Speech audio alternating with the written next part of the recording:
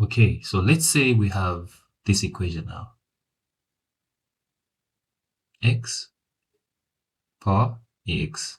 And we are asked to differentiate. How do we go about it?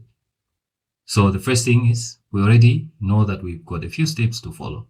The first is we need to reorganize this equation to make sure that we have a form that's differentiable, right? So the first thing is we apply the natural log on both sides. So here we'll have this. Then here we're going to have that because we've applied on both sides. Okay? And so we remember this one will come down this side. Okay? So we have natural log of y is equal to ex natural log of x. So we've organized into a form that we can now differentiate. What's the next step? The next step is we identify the functions, the separate functions. So we have 1, 2, and 3. The third stage is we identify the relationships. What are the relationships? This is on each side. So this is singular. These are a product. Then number 4, we're going to identify the methods that we're going to use each side. So here we're going to have what? We're going to have implicit. Here we're going to have what? Product. Now we had a very nice method that we were using earlier, okay, when we did the product rule. So we had something like if we had ex and then we had this. What were we doing? We were finding the differential here, the differential there. So here, if we looked at the theory, we said that this repeats. Here we said that this is like that. So to get the product rule, we're actually going to cross multiply. Right, so the implicit one here will have 1 over y dy over dx. And then if we do the product here, the multiplication, we're going to have ex over x, right? Then plus, here we're going to have ex ln x, like that.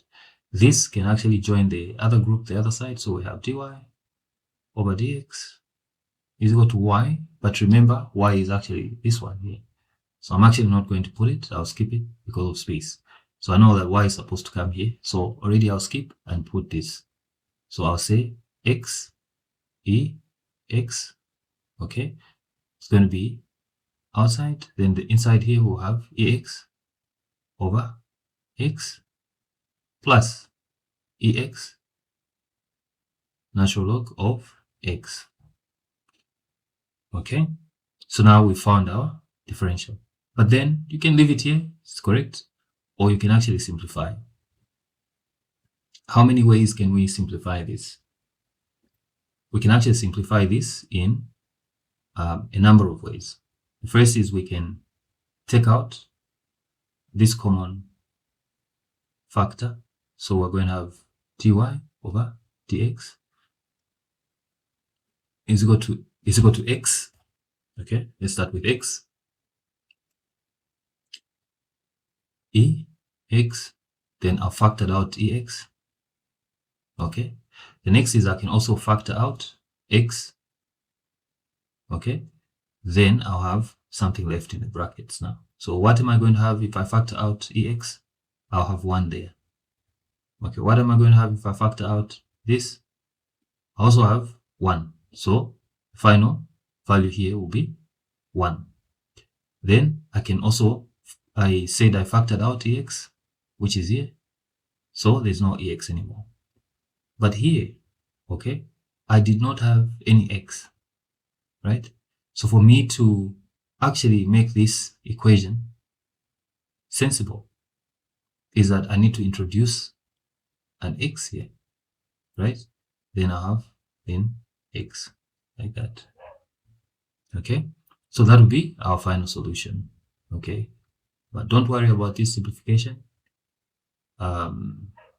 It will take time to get used to it, but as long as it gets to this point, you are okay. All right, this is just another level of just trying to simplify this. You can actually simplify even this further if you wanted to, because there's still opportunities for simplification here. Like this one can divide into that one, okay, because they've got the same base. So this can become what? It can become dy over dx, okay, because I still have a chance to simplify this. I can say x, ex, because I'm dividing the same base, I can take away one of these. Then I can say now ex, then I can say 1 plus x. Okay, this is a pattern I see. You don't have to get to that. As long as you get to this point, then you know that you know the method, you know what you're doing. But if you want to make it easier to see, then you can get to this point. All right, all the best as you go through. Remember, our main solution is just this one here.